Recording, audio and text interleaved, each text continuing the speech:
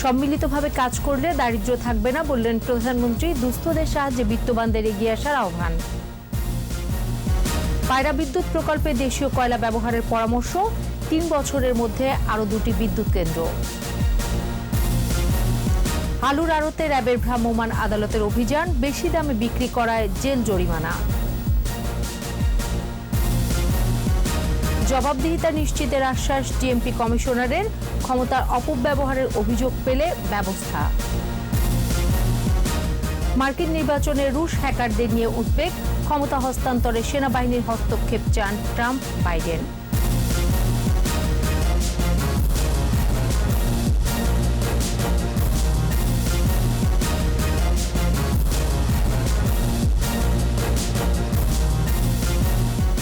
শুনছিলেন first security ইসলামী bank limited সংবাদ শিরোনাম। আমন্ত্রণ জানাচ্ছি রাত 11টার 21 সংবাদের সাথে আছে আমি সোনিয়া স্নেহা। দর্শক, 21 টেলিভিশন সংবাদ একই সাথে সরাসরি দেখতে পাবেন আমাদের ফেসবুক পেজ www.facebook.com/2124 অনলাইনে। এছাড়াও সংবাদে আরও থাকছে, সঙ্গীতের বরপুত্র শচীন কর্তার 46তম প্রয়াণ দিবস।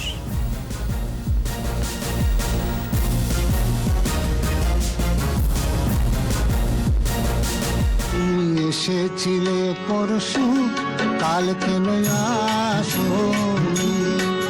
তুমি কি আমায় বন্ধু কাল ভালোবাসোনি? বিত্তশালীরা নিজ নিজ এলাকার সহযোগিতার হাত বাড়িয়ে দিলে দেশে দারিদ্র্য থাকবে না বলেছেন প্রধানমন্ত্রী শেখ হাসিনা। আহ্বান জানান পাশের মানুষটিকে ভালো রাখতে আর্থিকভাবে সক্ষমদের এগিয়ে আসার। প্রধানমন্ত্রী বলেন, করোনায় বিশ্ব স্থবির হলেও উন্নয়নের লক্ষ্য থেকে সরকার সরে যায়নি। বিস্তারিত জানাচ্ছেন আকবর হোসেন সুমন। ছিন্নমূল কিংবা গৃহহীন মানুষের মাথা গোঁজা ঠাঁই করে দিয়েছিলেন বঙ্গবন্ধু শেখ মুজিবুর রহমান। সময়টা ছিল 1972 সাল। এরপর কন্যা শেখ হাসিনা পিতার পথ ধরেই 1997 সাল থেকে ছায়া হয়েছেন বাস্তুহারা মানুষের। তৃতীয় মেয়াদে সরকার গঠনের আগে প্রতিশ্রুতি দিয়েছিলেন একটি মানুষও গৃহহীন থাকবে না। এরই ধারাবাহিকতায় চলতি অর্থবছরে প্রায় 60,000 পরিবারের জন্য ঘর তুলে দিচ্ছে সরকার। 1997 সাল থেকে এ পর্যন্ত পুনর্বাসিত হয়েছে প্রায় 3.25 কোটি গৃহহীন পরিবার। এবার 80 জন সচিব প্রত্যেকে 2 জন করে গৃহহীন মানুষকে উপহার দিয়েছেন একটি করে ঘর। বঙ্গবন্ধু আন্তর্জাতিক সম্মেলন কেন্দ্রে 160 পরিবারের হাতে তুলে দেওয়া হয়েছে ঘরের চাবি। প্রধানমন্ত্রী শেখ হাসিনা গণভবন থেকে ভার্চুয়াল প্ল্যাটফর্মে যুক্ত হন এই আয়োজনে। প্রধানমন্ত্রী ধন্যবাদ জানান সচিবদের। বলেন, 75 পরবর্তী ক্ষমতাসীনরা নিজেদের ভোগ বিলাসে ব্যস্ত থাকায় মানুষের ভাগ্য পরিবর্তন করতে পারেনি। 75 যারা জীবন দিয়েছে আমি তাদের প্রতি শ্রদ্ধা জানিয়ে এটুকু বলবো যে এই ঘটনার পর থেকে কিন্তু আবার সেই দুঃখী মানুষই থেকে গেছে, তাদের থেকে কেউ ফিরে তাকায়নি। আর যারা ক্ষমতা এসেছে বারবার, তারা নিজেদের আখের গোছাতে ব্যস্ত ছিল। আর্থিকভাবে সক্ষম ব্যক্তির পাশের মানুষটিকে সহযোগিতা করলে দেশে দারিদ্র্য থাকবে না বলে উল্লেখ করেন প্রধানমন্ত্রী। আমি মনে করি যারা আমাদের বিত্তশালী তারা যদি এভাবে তার নিজ নিজ এলাকায় প্রত্যেকেই যদি অন্তত কিছু দুস্থ পরিবারের দিকে ফিরে তাকায়, ঘর না একটু ঘর করে দিল, তাদের কিছু কাজের ব্যবস্থা করে দিল, তাদের একটু সহযোগিতা করলো, শুধু নিজে ভালো থাকবো, নিজে সুন্দর থাকবো, নিজে আরাম আয়েসে থাকবো, আর আমার দেশের মানুষ, আমার এলাকার মানুষ তারা কষ্টে থাকবে, এটা তো মানবতা না, এটা তো হয় না। সবাই মিলে সম্মিলিত কাজ করলে পরে তাহলে এদেশে দারিদ্র্য থাকবে না। করোনার ধাক্কা সামলে নিয়ে দ্রুত নির্ধারিত লক্ষ্য বাস্তবায়নে সরকার এগিয়ে যাচ্ছে বলেও জানান প্রধানমন্ত্রী শেখ হাসিনা। এই করোনা ভাইরাসের মধ্যে আমরা একবারে গ্রাম পর্যায়ে মানুষের কাছে যেন আর্থিক সহায়তা পৌঁছায়, আমরা সেই চেষ্টাও করে যাচ্ছি। আকবর হোসেন সুমন, 21 টেলিভিশন, ঢাকা। পায়রা প্রকল্পকে দেশের বিদ্যুৎ খাতের মাইল ফলক হিসেবে উল্লেখ করেছেন বিশেষজ্ঞরা। পরামর্শ দিয়েছেন কাঁচামাল ব্যবহারে বিদেশ নির্ভরতা কমিয়ে দেশের কয়লা ব্যবহার করার। আর আগামী 3 বছরে আরও 2টি বিদ্যুৎ কেন্দ্র স্থাপন করা হবে বলে জানান বিদ্যুৎ ও জ্বালানি প্রতিমন্ত্রী তৌহিদুর রহমানের রিপোর্ট। উৎপাদনের চালিকা শক্তি বিদ্যুৎ। দেশের ক্রমবর্ধমান বিদ্যুৎ চাহিদা বিবেচনায় রেখে পটুয়াখালীর পায়রায় শুরু হয় 1320 মেগাওয়াট উৎপাদন ক্ষমতার কয়লাভিত্তিক বিদ্যুৎ কেন্দ্র প্রতিষ্ঠার কাজ।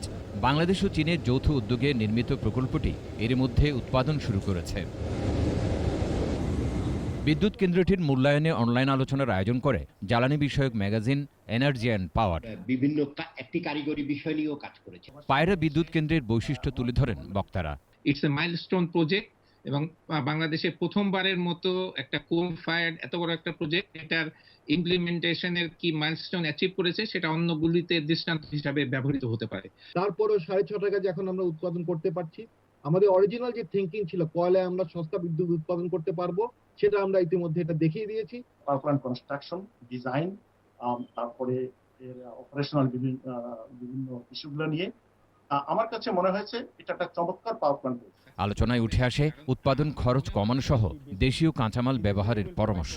সুতরাং কয়লার সরবরাহ উৎস এবং তাকে নির্দিষ্ট দামের মধ্যে পাওয়ার ব্যাপারটা সবসময় একটা চ্যালেঞ্জ থাকবে। পায়রা বিদ্যুৎ কেন্দ্র প্রতিষ্ঠায় পরিবেশকে গুরুত্ব দেওয়া হয়েছে বলে উল্লেখ করেন জ্বালানি প্রতিমন্ত্রী। নিজেদের কোল ব্যবহার করে যে বড় আকারে আমরা এখানে কোল মাউথে ওপেন করব, সেটার সম্ভাবনার দিকটা এই ফিজিবিলিটি স্টাডিগুলোর থেকে এখন কিন্তু একটু ক্ষীণ আশা আমি মনে করি ভবিষ্যতে। রাষ্ট্রীয় মালিকানার north west power generation company Bangladesh limited এবং China national machinery import and export কর্পোরেশনের যৌথ উদ্যোগে বিদ্যুৎ কেন্দ্রটি স্থাপন করা হয়েছে। তৌহিদুর রহমান, 21 টেলিভিশন, ঢাকা।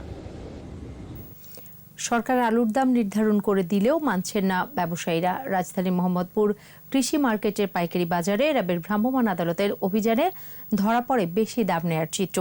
অভিযানে 7টি প্রতিষ্ঠানকে 4,30,000 টাকা জরিমানা করা হয়। এ সময় দোষী ব্যবসায়ীদের অর্থদণ্ড, অনাদায়ে কারাদণ্ড দেওয়া হয়েছে। জসিম জুয়েলের রিপোর্ট। কৃষি মার্কেটে র্যাবের ভ্রাম্যমাণ আদালতের অভিযান। মার্কেটের সব দোকানেই বেশি দামে আলু বিক্রির চিত্র উঠে আসে। এজন্য ব্যবসায়ীদের আছে নানা অজুহাত। 39 টাকায় আলু কিনে 30 টাকায় আলু বিক্রি কিভাবে সম্ভব, এই প্রশ্ন তুলেছেন তারা। 37 টাকা দাম চাইছি। 37 টাকা কেন দাম চাইছে? দাম বিক্রি করতে পারিনি তো, কিনে আনছিলাম 39 টাকা, 50,000 টাকা জরিমানা। সীমাগার কন্ট্রোল করতে পারে, তাহলে তাদের থেকে আমরা 25 টাকা পণ্য কিনতে পারবো, দেন 25 টাকা কেনার পরে আমি 30 টাকা বিক্রি করতে পারবো। কিন্তু আমি যদি 38 টাকা 25 পয়সা পণ্যটা কিনি, তাহলে আমি কিভাবে বলেন 30 টাকা বিক্রি করবো? আলু আছে কোল্ড স্টোরে যদি ঠিক মতন আমাদেরকে 27 টাকা আলু দেয়, আমরা 28 টাকা বিক্রি করবো, দরকার হলে 1 মাস ব্যবসা করবো না। র্যাবের নির্বাহী ম্যাজিস্ট্রেট জানান, সরকার নির্ধারিত দামেই তাদের আলু বিক্রির কথা। এ ব্যাপারে সরকারের সঙ্গে তাদের সমঝোতাও হয়েছে। প্রতিটি পাইকারি দোকানে কিন্তু সরকার নির্ধারিত দামের থেকে প্রায় 10 থেকে 12 টাকা বেশি দামে বিক্রি হচ্ছে পার কেজিতে। এটা তো মানে huge variation then the government rate. প্রত্যেকটা প্রতিষ্ঠানকে 50,000 করে জরিমানা, অনাদায়ে 1 মাস বিনাশ্রম কারাদণ্ড প্রদান করা হয়েছে। ব্যবসায়ীরা আবারও যাতে আলুর দাম বাড়াতে না পারে, সেজন্য নজরদারি থাকবে বলেও জানিয়েছে র্যাব। জনগণের পকেটে একটা সুযোগ আপনাকে দেওয়া হয় নাই। জসিম জুয়েল, 21 টেলিভিশন, ঢাকা। পুলিশের কোনো সদস্যের বিরুদ্ধে ক্ষমতার অপব্যবহারের অভিযোগ পাওয়া গেলে কঠোর ব্যবস্থা নেওয়া হবে বলে জানিয়েছেন DMP commissioner Shafiqul Islam. Community police দিবসের অনুষ্ঠানে তিনি বলেন, বাহিনীতে স্বচ্ছতা ও জবাবদিহিতা নিশ্চিত করা হবে। সামাজিক অপরাধ রোধে কমিউনিটি পুলিশের গুরুত্বও তুলে ধরেন ডিএমপি কমিশনার। মিনালা দিবাকে সঙ্গে নিয়ে মফিউর রহমানের রিপোর্ট। মুজিব বর্ষের মূল মন্ত্র কমিউনিটি পুলিশিং সর্বত্র।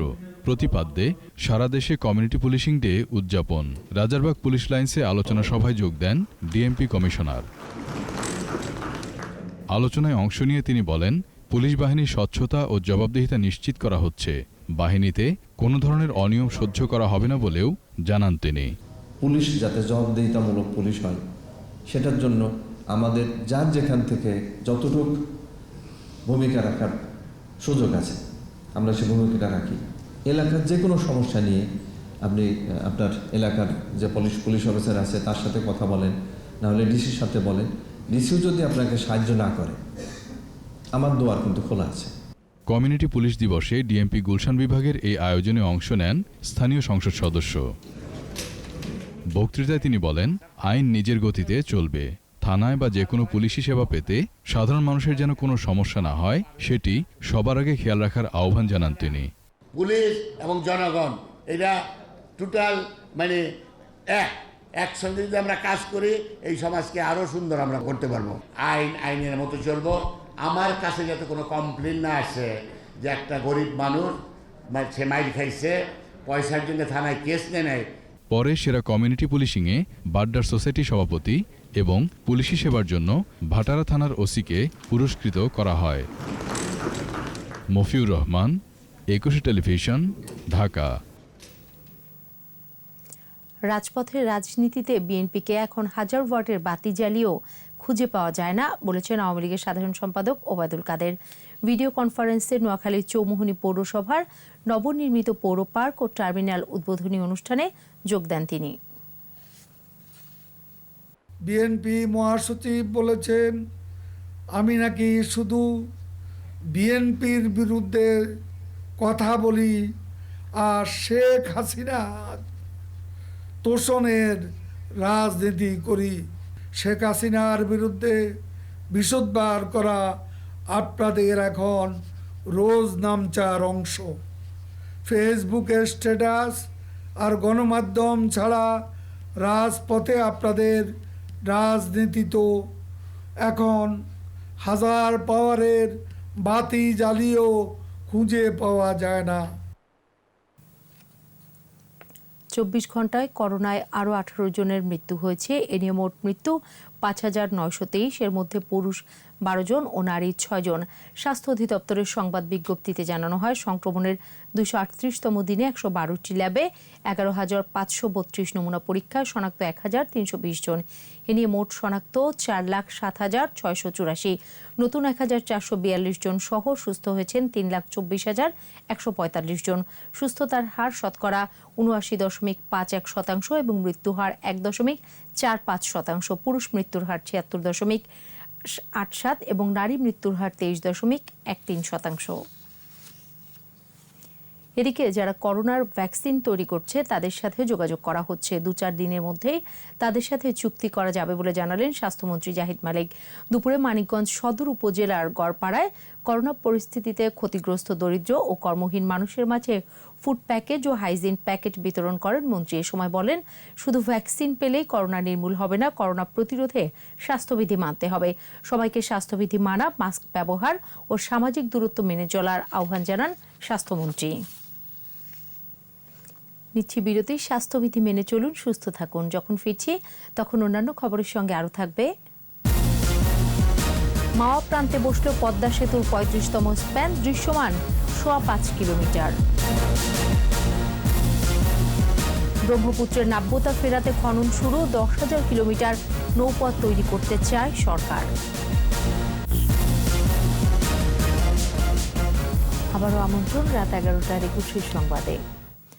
মুন্সিগঞ্জের মাওয়া প্রান্তে বসানো হয়েছে পদ্মা সেতুর 35তম স্প্যান। এতে দৃশ্যমান হল সেতুর 5.25 কিলোমিটার। দুপুরে 8 ও 9 নম্বর খুঁটির উপরে স্প্যানটি বসানো হয়। এর আগে সকালে মাওয়া কনস্ট্রাকশন ইয়ার্ড থেকে স্প্যানটিকে বহন করে নিয়ে যায় ভাসমান ক্রেন। 2014 সালের ডিসেম্বরে পদ্মা সেতু নির্মাণ কাজ শুরু হয়। 2017 সালের 30 সেপ্টেম্বর 37 ও 38 নম্বর খুঁটিতে প্রথম স্প্যান বসানোর মধ্য দিয়ে দৃশ্যমান হয় স্বপ্নের সেতু। এরপর একে একে বসানো হলো 35টি স্প্যান। 6.15 কিলোমিটার দীর্ঘ এ বহুমুখী সেতুর মূল আকৃতি হবে দোতলা। নির্মাণ কাজ সম্পূর্ণ হলে 2021 সালেই খুলে দেওয়ার কথা রয়েছে পদ্মা সেতু।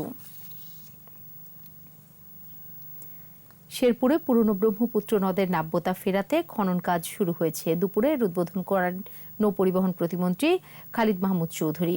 বলেন, নির্বাচনী প্রতিশ্রুতি অনুযায়ী 10,000 কিলোমিটার নৌপথ তৈরি করতে চায় সরকার। শেরপুর প্রতিনিধি শরীফুর রহমানের রিপোর্ট, জানাচ্ছেন রত্না জামান। পলি পড়ে শুরু হয়েছে ব্রহ্মপুত্র নদ, নাব্যতাও হারিয়েছে একসময়ের প্রমত্তা ব্রহ্মপুত্র। নাব্যতা ফেরাতেই খনন করা হচ্ছে নদীটি। বাংলাদেশ অভ্যন্তরীণ নৌ পরিবহন কর্তৃপক্ষের আয়োজনে দুপুরে শেরপুর অংশে এর খনন কাজ উদ্বোধন করেন নৌ পরিবহন প্রতিমন্ত্রী খালিদ মাহমুদ চৌধুরী। উদ্বোধনী অনুষ্ঠানে প্রতিমন্ত্রী বলেন, প্রধানমন্ত্রীর নির্দেশনা অনুযায়ী দেশের সব নদ নদীর নাব্যতা ফিরিয়ে আনার পাশাপাশি 10,000 কিলোমিটার নৌপথ তৈরি করা হবে। বাংলাদেশ আগামী দিনে কিভাবে এই নদীমাতৃক বদ্বীপ সাস্টেইন করবে সেজন্য ডেল্টা প্ল্যান দিয়েছে। এই বদ্বীপ পরিকল্পনা মূল ইয়েটাই হচ্ছে নদী ব্যবস্থাপনা। সেই লক্ষ্য নিয়ে আমরা কাজ করছি। দেশের অর্থনৈতিক উন্নয়নে নৌপথ গুরুত্বপূর্ণ ভূমিকা রাখবে বলে মন্তব্য করেন প্রতিমন্ত্রী। পাহাড়ি নদী বলেন বা সমতল যে নদী আছে সেই নদীগুলো সব কিছুই আমাদের এই ব্যবস্থাপনার মধ্যে থাকবে এবং পার্শ্ববর্তী ভারত সহ অন্যান্য যেসব আঞ্চলিক নদীগুলো আছে সেগুলো নিয়েও আমাদের আলোচনা কথাবার্তা চলছে এই সমস্যাগুলো সমাধান করার জন্য। শেরপুরে ব্রহ্মপুত্র ব্রিজ সংলগ্ন এলাকা থেকে ভাটিপাড়া চর পর্যন্ত 18 কিলোমিটার খননে খরচ হবে 169,22,14,000 টাকা। রত্না জামান, 21 টেলিভিশন। নারায়ণগঞ্জে মসজিদে বিস্ফোরণের ঘটনায় গ্রেফতার মসজিদ কমিটির সভাপতি আব্দুল গফুরের জামিন নামঞ্জুর করে কারাগারে পাঠানোর নির্দেশ দিয়েছেন আদালত। বিকেলে নারায়ণগঞ্জের senior judicial magistrate Milton Hossain শুনানি শেষে জামিন নামঞ্জুর করেন। গ্রেফতার হওয়া মসজিদ কমিটির সভাপতি অসুস্থ হওয়ায় রিমান্ড আবেদন করেনি মামলার তদন্ত কর্মকর্তা সিআইডির পরিদর্শক বাবুল হোসেন। এর আগে দুপুরে সংবাদ সম্মেলনে পুলিশ সুপার নাসির উদ্দিন জানান, শুক্রবার রাতে আব্দুল গফুরকে তার বাড়ি থেকে গ্রেফতার করা হয়। গত 4 সেপ্টেম্বর নারায়ণগঞ্জের পশ্চিম তল্লায় বাইতুস সালাত জামে মসজিদে ভয়াবহ বিস্ফোরণের ঘটনায় 37 জন দগ্ধ হন, এর মধ্যে 34 জন মারা যান। মুক্তিযুদ্ধে মিত্রবাহিনীর যারা জীবন উৎসর্গ করেছেন তাদের প্রত্যেককেই সম্মানিত করবে বাংলাদেশ। এর জন্য উদ্যোগ নেওয়া হয়েছে বলে জানিয়েছেন মুক্তিযুদ্ধ বিষয়ক মন্ত্রী আকম মোজাম্মেল হক। জাতীয় প্রেস ক্লাবে ভারতের প্রধানমন্ত্রী ইন্দিরা গান্ধীর স্মরণে আলোচনা সভায় তিনি বলেন, 9 মাসের মুক্তিযুদ্ধে ভারতের সমর্থন আর মিত্রবাহিনীর অংশগ্রহণ বাংলাদেশ স্বাধীন হবার পথকে ত্বরান্বিত করেছে। এতে ইন্দিরা গান্ধীর অবদান অনস্বীকার্য। শিগগিরই সোহরাওয়ার্দী উদ্যানে ইন্দিরা মঞ্চ করার পরিকল্পনার কথাও জানান মন্ত্রী। দেশ স্বাধীন হওয়ার পরও জাতিসংঘের সদস্যপদ লাভে ব্যর্থ দেয়, তারা বন্ধু হতে পারে। বিশ্ব নিয়মেই, কূটনৈতিক নিয়মেই দেয় ফ্রেন্ডশিপ অল মেলাস্টোনা, সকলের সাথে বন্ধুত্ব, কারোর সাথে শত্রুতা নয়, এটা ঠিক। তার অর্থ আবার এইও নয় যে বন্ধুকে আমার ভুলে যেতে হবে। আমার যারা পরীক্ষিত বন্ধু, দুঃসময়ের বন্ধু, তাদেরকে আমরা ভুলে যাব, এটাও ঠিক নয়। বন্ধুত্ব হতে পারে। যশোরে বিজিবির 49 নম্বর ব্যাটালিয়নে চালু হলো ডিজাস্টার ডাটা রিকভারি সেন্টার। এখানে সংরক্ষণ করা হবে সরকারি বেসরকারি গুরুত্বপূর্ণ নানা তথ্য।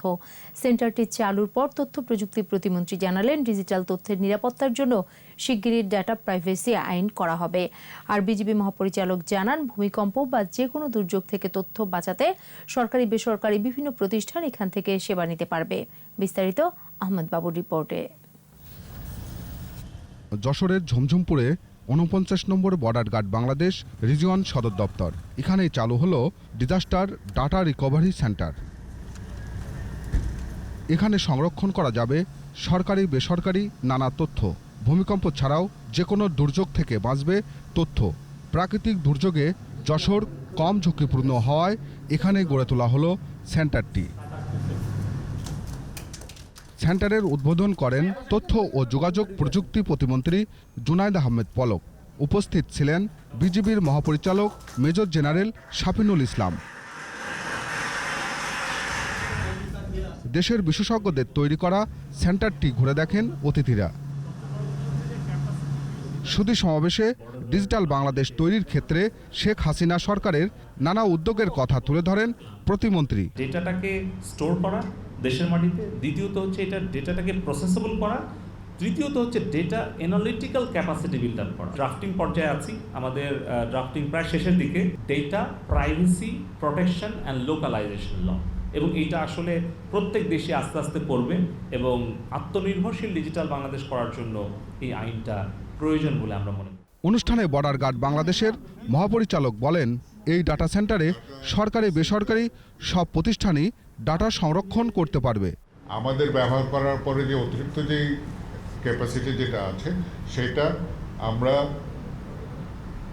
আর্থিক প্রতিষ্ঠান হোক বা অন্য যে কোনো প্রতিষ্ঠান হোক যারা এখানে ডিজাস্টার রিকভারি সাইটে ব্যাকআপ হিসেবে এখানে নিতে চান, তাদের জন্য আমরা এই সুবিধাটা আমরা প্রদান করব। ব্যাংক বা আর্থিক প্রতিষ্ঠান চাইলে এই ডাটা সেন্টারের সেবা নিতে পারবে। আহমদ বাবু, 21 টেলিভিশন, যশোর। নিচ্ছি বিরতি। স্বাস্থ্যবিধি মেনে চলুন, সুস্থ থাকুন। যখন ফিরছি তখন অন্যান্য খবরের সঙ্গে আরও থাকবে। মরে যাচ্ছে ঐতিহাসিক মুজিবনগর আম্রকাননের গাছগুলো, নেই পরিচর্যা। আমন্ত্রণ আবারও রাত 11টার 21 সংবাদে। যশোর 6 আসন থেকে নবনির্বাচিত সংসদ সদস্য জেলা আওয়ামী লীগের সাধারণ সম্পাদক শাহিন চাকলাদারকে নাগরিক সংবর্ধনা দেওয়া হয়েছে। বিকেলে স্থানীয় টাউন হল ময়দানে নাগরিক সংবর্ধনা কমিটির অনুষ্ঠানে বক্তৃতায় তিনি বলেন, জননেত্রী শেখ হাসিনার হাতকে শক্তিশালী করার পাশাপাশি যশোরের উন্নয়নে নিজেকে নিবেদিত রাখবেন আজীবন। নাগরিক সংবর্ধনা কমিটির আহ্বায়ক অধ্যক্ষ সুলতান আহমেদের সভাপতিত্বে বক্তব্য রাখেন জেলা আওয়ামী লীগের সহ সভাপতি আব্দুল মজিদ, পৌর মেয়র জহিরুল ইসলাম চাকলাদার রেন্টু। গণসংবর্ধনা শেষে সন্ধ্যায় পরিবেশিত হয় সাংস্কৃতিক অনুষ্ঠান।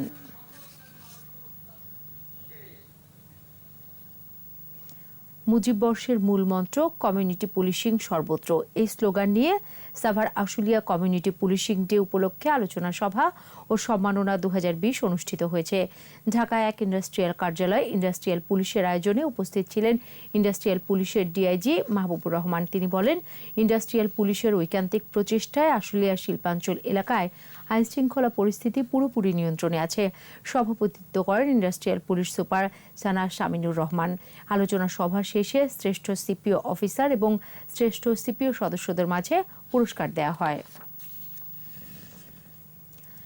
ধর্মীয় সম্প্রীতি ধরে রাখতে না পারলে কাঙ্ক্ষিত টেকসই উন্নয়ন লক্ষ্যমাত্রা অর্জন সম্ভব হবে না বলে মন্তব্য করেছেন স্থানীয় সরকার, পল্লী উন্নয়ন ও সমবায় মন্ত্রী তাজুল ইসলাম। রাজধানীর শ্রী শ্রী পার্থ গৌরী মঠের শতবর্ষ উদযাপন অনুষ্ঠানে এ মন্তব্য করেন তিনি। বলেন, আওয়ামী লীগ ক্ষমতায় থাকলে দেশে সবার শান্তিপূর্ণ সহ অবস্থান থাকে। অনুষ্ঠান উদ্বোধন করেন স্থানীয় সরকার, পল্লী উন্নয়ন ও সমবায় প্রতিমন্ত্রী শ্রী স্বপন ভট্টাচার্য। এ সময় মঠের ধর্মগুরু ও সনাতন ধর্মাবলম্বীরা উপস্থিত ছিলেন। সরকারি চাকরিতে প্রবেশের বয়স 30 থেকে বাড়িয়ে 35 বছর করার দাবি জানিয়েছেন বাংলাদেশ সাধারণ ছাত্র পরিষদ।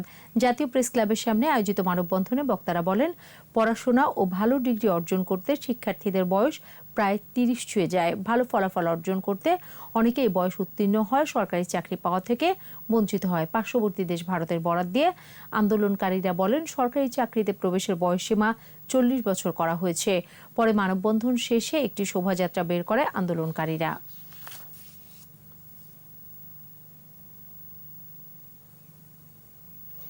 ঐতিহাসিক মুজিবনগর আম্রকাননের গাছগুলো পরিচর্যার অভাবে মরে যাচ্ছে।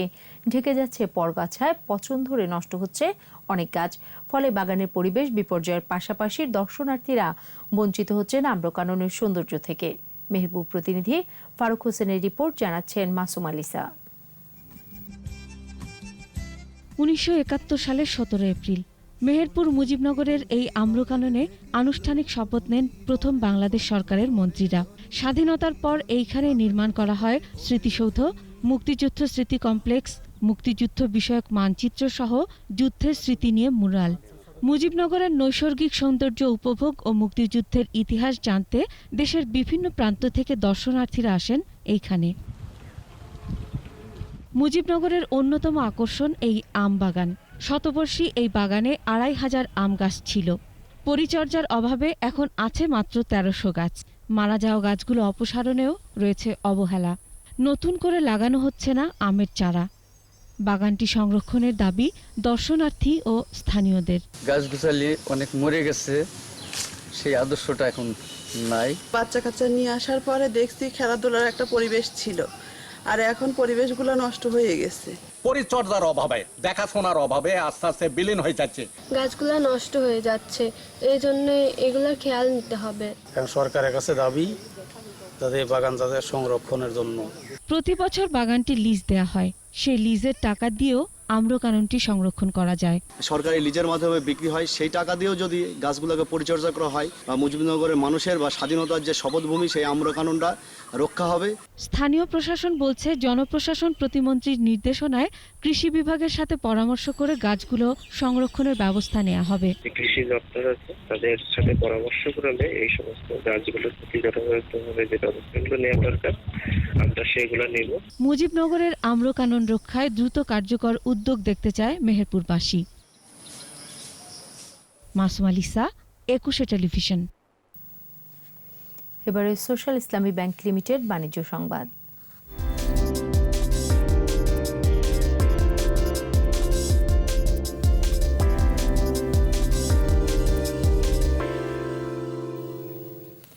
নোহা অ্যান্ড ব্রাদার্সের বর্ষপূর্তি উপলক্ষে বাজারে আসছে নতুন ব্র্যান্ড সওদাগর ডিটারজেন্ট পাউডার। রাজধানীর একটি হোটেলে প্রতিষ্ঠানের বর্ষপূর্তি ও পরিবেশক সম্মেলন হয়।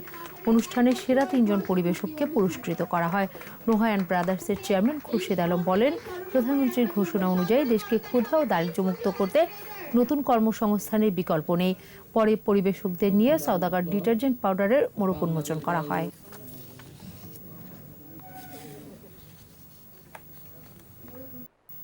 শেষ করব শচীন কর্তার প্রয়াণ দিবসের খবর দিয়ে।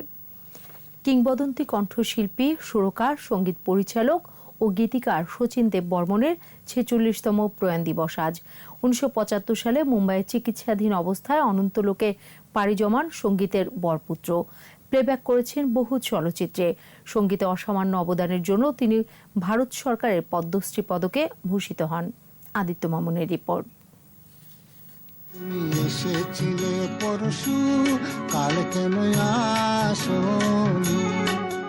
শচীন দেব বর্মন 1906 সালে কুমিল্লার এক সম্ভ্রান্ত সঙ্গীত পরিবারে জন্মগ্রহণ করেন। পিতা সঙ্গীতজ্ঞ নবদ্বীপ চন্দ্র দেব বাহাদুর ছিলেন ত্রিপুরা রাজবংশের সন্তান। শচীন আগরতলার বাসিন্দা হলেও তার শৈশব কেটেছে কুমিল্লায়। মর্তের রাজার আসন ছেড়ে শচীন হয়ে উঠেছিলেন গানের ভুবনের সম্রাট। জানি না কেন এমন হয়, তুমি আর নেই তুমি। শচীন কুমিল্লা থেকে ম্যাট্রিক, আইএ ও বিএ পাশ করার পর কলকাতা বিশ্ববিদ্যালয় থেকে এমএ করেন। পরে কিছুদিন ত্রিপুরার রাজদরবারে চাকরি করেন। ছোটবেলা থেকেই লোকসঙ্গীতে আকৃষ্ট শচীন রাগ সঙ্গীতের সংমিশ্রণে সুরারোপ করে তিনি সৃষ্টি করেন নতুন ধারার সুরজাল। তুমি যে ফাগুন রঙের আগুন, তুমি যে রসের ধারা। ধ্রুপদী ও রাগ সঙ্গীতের সঙ্গে ছিল শচীনের নিবিড় সম্পর্ক। তিনি তালিম নিয়েছেন বাদল খাঁ, আলাউদ্দিন খাঁ, ফৈয়াজ খাঁ, ভীষ্মদেব সহ আরো কয়েকজন প্রখ্যাত সঙ্গীত গুরুর কাছে। তিনি গুরুর আশীর্বাদ ধন্য মানুষ। গান হয়ে ওঠে তার জীবনের প্রধান উপজীব্য। প্রচুর গ্রামোফোন রেকর্ড বের হতে থাকে তার। পাশাপাশি বন্ধু কবি নজরুলের অসংখ্য গানও রেকর্ড করেন তিনি। দোলায় দোলাও আমারে তোমার হিয়ারির মাঝে। অসংখ্য ছায়াছবিতে সঙ্গীত পরিচালনা করেন শচীন দেব। 1944 সাল থেকে তিনি মুম্বাইয়ে বসবাস শুরু করেন। 80টিরও বেশি হিন্দি সিনেমায় সঙ্গীত পরিচালনা করে চিত্র জগতেও বিশেষ খ্যাতি অর্জন করেন।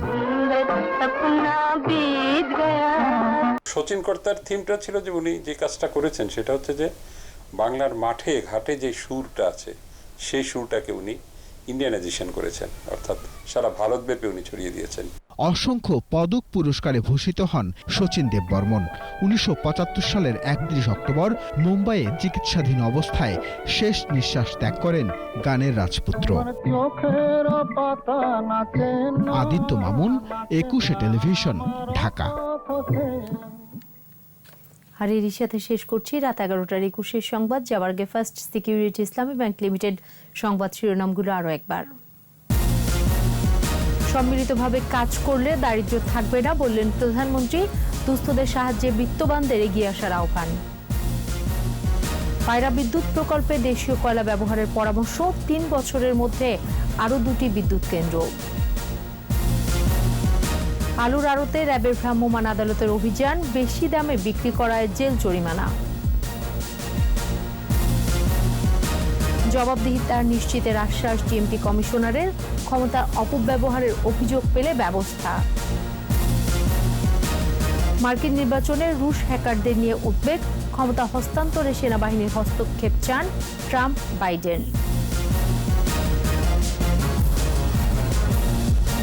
সর্বশেষ খবর জানতে ডায়াল করুন 2021 নম্বরে আর ভিজিট করুন 21-tv.com ওয়েবসাইটে। এছাড়া ফেসবুকে লগ অন করতে পারেন facebook.com/2124 অনলাইনে। পরের সংবাদ রাত 1টায় দেখার আমন্ত্রণ রইল। স্বাস্থ্যবিধি মেনে চলুন, সুস্থ থাকুন।